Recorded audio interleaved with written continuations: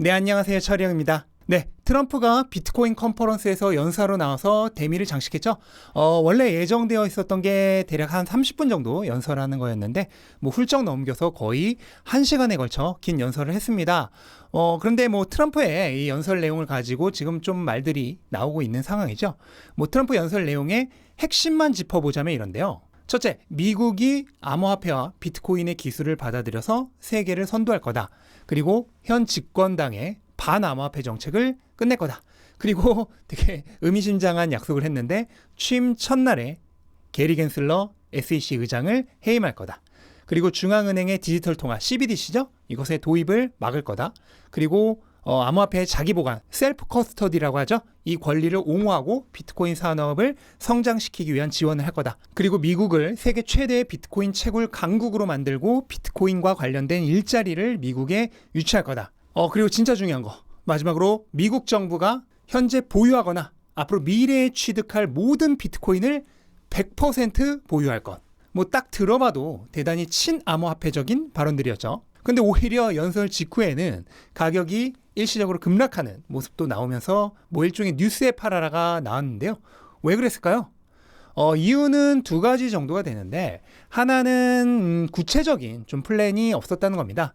채굴부터 자기 보관 권리까지 암호화폐 산업 전반에 걸쳐 좋은 말들을 많이 하긴 했는데 그것들을 구체적으로 어떻게 할 건지에 대한 약속은 없었죠.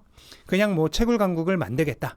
암호화폐 관련 일자리를 유치하겠다. 반암호화폐 정책을 끝내겠다. 이런 좀 애매모호한 포부만 있었고 명확한 계획은 없었던 겁니다.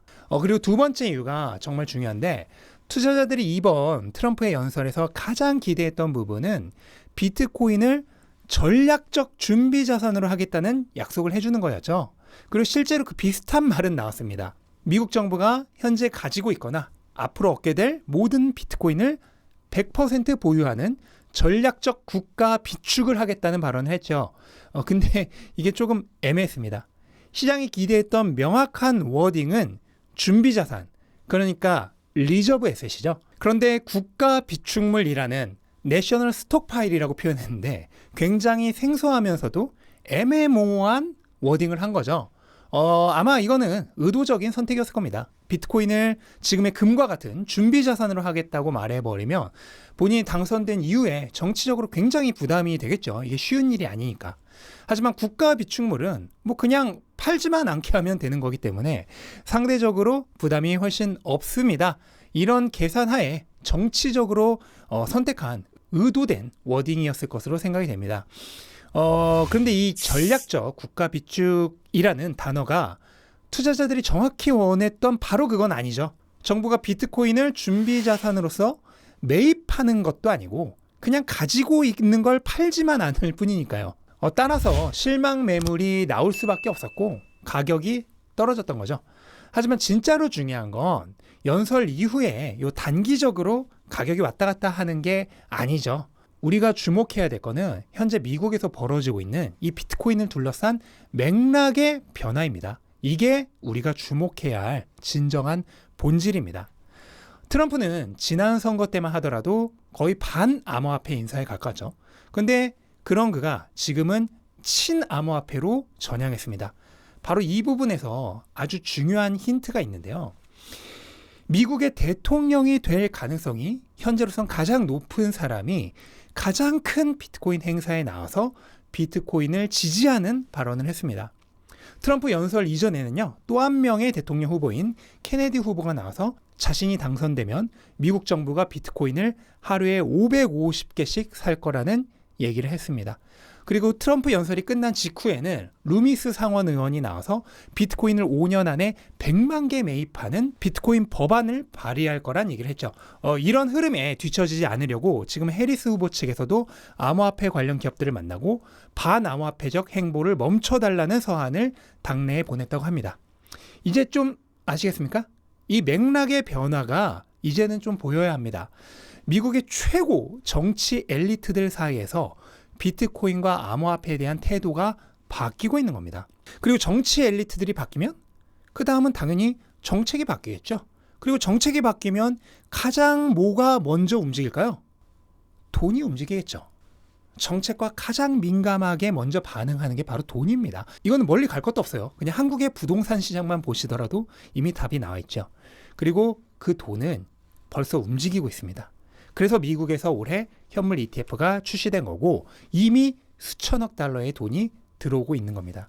이런 변화에 민감한 사람들은 벌써 눈치 빠르게 미리 움직이고 있는 거예요. 근데 대부분의 대중들은 한참 뒤늦게야 따라오겠죠. 하지만 그때는 이미 투자의 기회가 없겠죠. 그래서 이제는 눈치를 채셔야 합니다. 지금 전 세계적인 눈치 게임을 하고 있는 거예요. 트럼프는 그런 눈치가 아주 빠른 사람이죠. 그래서 빠르게 선창해 버린 겁니다. 바이든은 그런 눈치가 좀 없는 사람이었죠. 그래서 우물쭈물하고 있었는데 비교적 젊고 눈치 빠른 해리스로 바뀌자마자 손 들어버린 거죠. 정치권에서 금융권까지 미국은 이미 손 들고 숫자 부르고 눈치 게임에서 나가버렸습니다. 이제 뒤에 남겨진 많은 국가와 기업과 개인들이 이 게임에서 후발주자가 되어야 돼요. 그리고 늦게 눈치를 챌수록 더 많이 뒤처지게 될 겁니다. 지금 비트코인이 세계 최강국인 미국의 정중앙으로 받아들여지고 있는 겁니다. 완전히 새로운 하나의 자산 클래스로 자리매김하고 있는 거예요. 근데 아직도 전 세계 자산의 0.1%도 채 되지 않습니다. 이게 나중에는 1%가 될 거고요. 더 나아가서는 10%가 될 겁니다.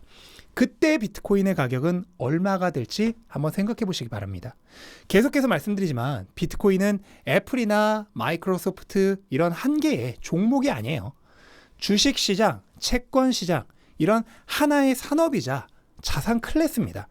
20년에서 30년 후면 다른 산업들처럼 하나의 산업 규모로 커지게 될 거예요. 지금은 극 초기 단계입니다. 이번 연설에서 트럼프도 직접 얘기했죠. 현재 비트코인은 100년 전에 철강 산업과도 같다고. 적절한 비유입니다. 그런데 100년 전과는 다르게 이 디지털 혁명은 훨씬 빠르게 진행이 될 거예요. 뭐 20에서 30년이면 모든 혁명은 끝이 납니다. 그리고 지금부터 20에서 30년 동안 이 AI와 블록체인을 통해서 디지털 트랜스포메이션이 진행될 거예요. 비트코인은 돈이 아날로그에서 디지털로 전환되는 돈의 트랜스포메이션이죠. 이게 앞으로 20, 30년 동안 펼쳐진다는 얘기입니다. 지금 엄청난 기회가 눈앞에 주어져 있는 거예요. 뭐 예전 우리 대한민국에서 돈이 강북에서 강남으로 이전된 것 따위와는 상대가 안 되는 기회입니다. 이 돈의 디지털 트랜스포메이션은 전 세계에서 벌어지는 현상이고요.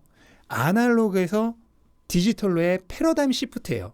인류 수십만 년 역사에서 아날로그가 디지털로 전환되는 건 이번 딱 한 번뿐이죠. 근데 그게 지금 일어나려 하고 있는 겁니다. 이 기회를 놓치시겠습니까?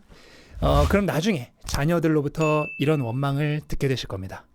아빠, 엄마, 20년 전에 비트코인이 1억도 안 할 때 안 사고 뭐 했어?